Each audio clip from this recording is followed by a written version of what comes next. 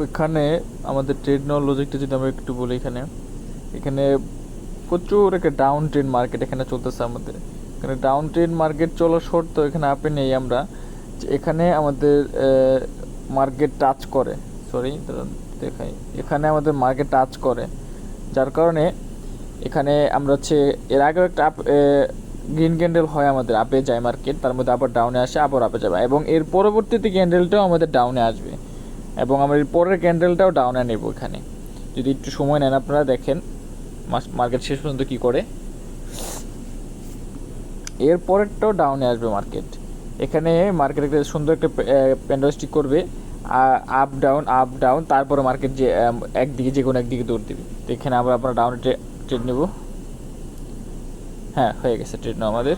তো এটাও আমাদের ডাউনে আসবে, এটাও আমাদের সুন্দর মতো একটা ডাউনে চলে আসবে এই ক্যান্ডেলটাও।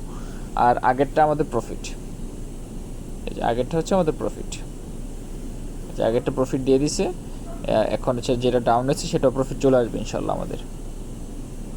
হ্যাঁ, এটা চলে আসবে শেষ পর্যন্ত, মার্কেট যত লাফালাফি করুক না কেন মার্কেট শেষ পর্যায়ে আমাদের চলে আসবে, প্রফিট দিয়ে যাবে মার্কেট আমাদের। তো হচ্ছে প্রফিট করতে বেশি কিছু লাগে না, ঠিক আছে, সাধারণ কিছু মানে মার্কেটে একটু সময় নিয়ে বসে থাকলে এই সাধারণ জিনিসগুলো দেখলে মার্কেট থেকে ভালো একটা প্রফিট করা যায়। যদি আজকের হিস্ট্রিটা আমি আমার দেখাই, আমাদের আজকে আমি যে কয়টা ট্রেডিং ছি আলহামদুলিল্লাহ সবগুলো প্রফিট, একটা লস না এখানে। হ্যাঁ, বলতে বলতে এখানে আমাদের প্রফিট দিয়ে দিচ্ছে। হ্যাঁ, প্রফিট আলহামদুলিল্লাহ, প্রফিট আমাদের এখানে।